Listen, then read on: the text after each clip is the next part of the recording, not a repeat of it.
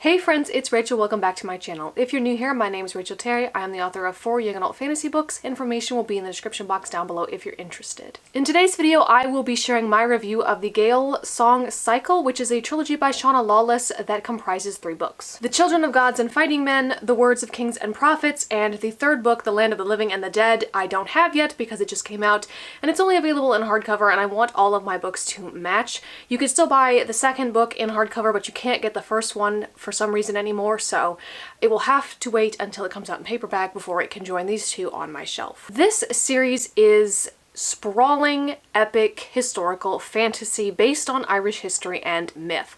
So it's really very niche, and I don't know anybody else who has read these books or enjoyed these books, but I took a chance on it and I was surprised by how much I liked it. This series follows 2 main characters, Gormla and Fola. Gormla is a Fomorian, which is a race of immortal beings who have fire magic, and she and her brother Malmorda are the only Fomorians left. Gormla has a son named Citric, but he is mortal and he did not inherit her powers.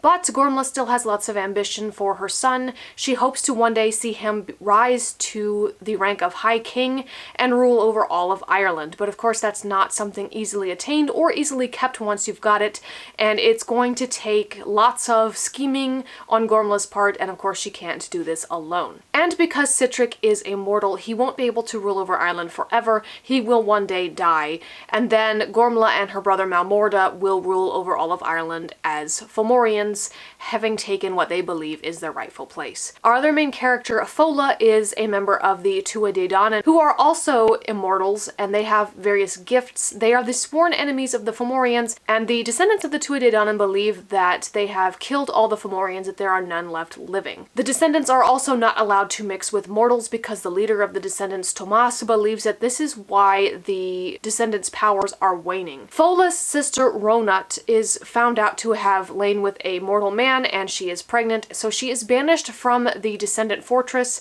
where the descendants live, cut off from the rest of the mortals and the rest of the world. Ronut is banished and sent to live on an island by herself. Fola then leaves the descendant fortress to raise her nephew Brocken among the mortals, which inevitably brings her into contact with Gormla. Those 2 cross paths, and they have to deal with the mortals that they are living amongst as well. Like I said, this is a sprawling, epic tale. It spans many years. There are a lot of characters to keep track of. There are a list of cast of characters provided in the beginning, which is very helpful, as well as a pronunciation guide, because unless you're familiar with Irish history, names, or myth, these names can be a bit difficult to pronounce. And I actually listened to the 3rd book on audio because the library didn't have a physical copy, and this helped tremendously with remembering how to pronounce some of these names, especially because I had only read book 2 back in February, so it had been a little while since I was in this world. But I remembered where we left off fairly well,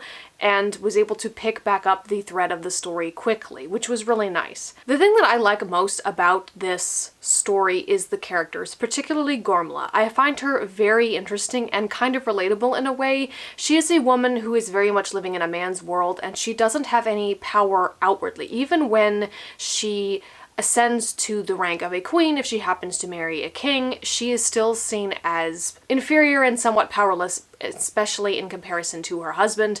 Of course, none of the mortals know what she really is. None of them know she's a Fomorian and that she has fire magic. So really, she's more powerful than any of them, but in the system that's in place at this time, she's not. In the 1st book, The Children of Gods and Fighting Men, when the story begins, it's 981 AD. So this is quite a long time ago, and Gormla is very much a woman trying to climb the ranks in a man's world, and she's very schemy. She has lots of machinations. She is definitely somebody who's willing to do whatever it takes to get what she wants and fight with all of the weapons that are available to her, and this is what makes her such an interesting character to me. I think she's actually like supposed to be the villain. She's definitely antagonistic. She's kind of a horrible person. I mean, as the series goes on, she does some really horrific stuff in order to attain her ultimate end, very much believing that the end justifies the means.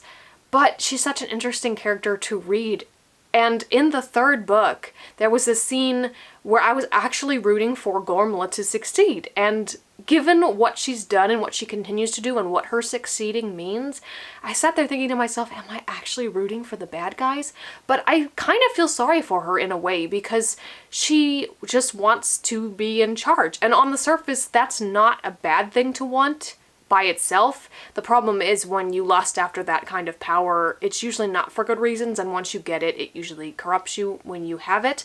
But in and of itself, wanting to be in charge is not a bad thing, I don't think. The problem arises from what Gormla is willing to do in order to get it. And despite all of her ambition, all of her abilities, and all of the strides that she makes towards achieving her goals, she runs into setback after setback after setback, and I just kind of relate to that a lot.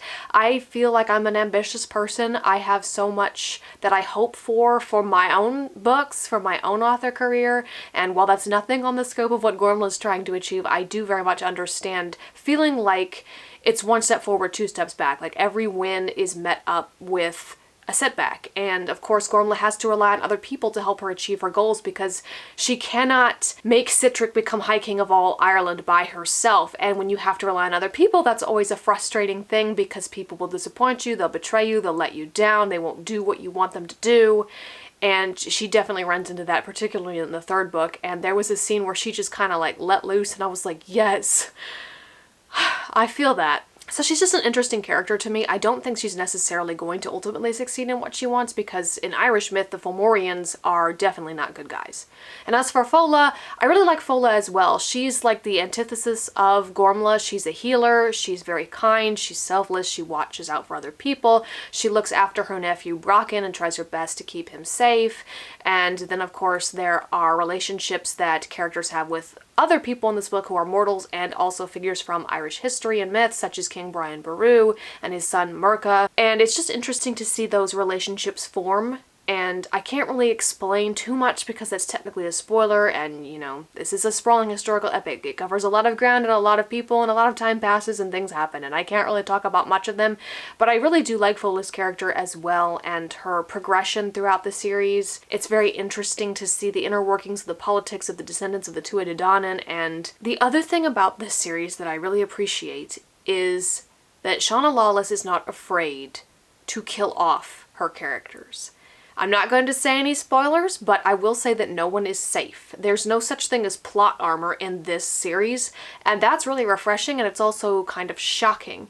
And when I finished the third book, I just knew I wasn't going to get anything done the rest of the day, because I was just in shock for how this first cycle ends. I think this trilogy is complete. The author has said that this is the first cycle, so I suspect that obviously the story isn't over, but the next cycle will take place probably at some point in the future, down the line a ways from where we leave off at the end of book 3, and some of the characters that we have in book 3 might not still be alive from the time skip, I don't know. But of course, if you have any immortal characters that do survive the ending of book 3, they very well might still be around for the next cycle, and they can come back and do more stuff. So I'm eager to see where we go from here, particularly after that ending. I wonder how long I'll have to wait to find out, but this is just such a different, unique kind of story. I really like Irish history and Celtic myth in general. I don't think that I'm at all Irish myself. I'm Scottish, I know that much, but it just really interests me, and I'm looking forward to learning more of Celtic history and myth, because I hope to incorporate that into some of my future books.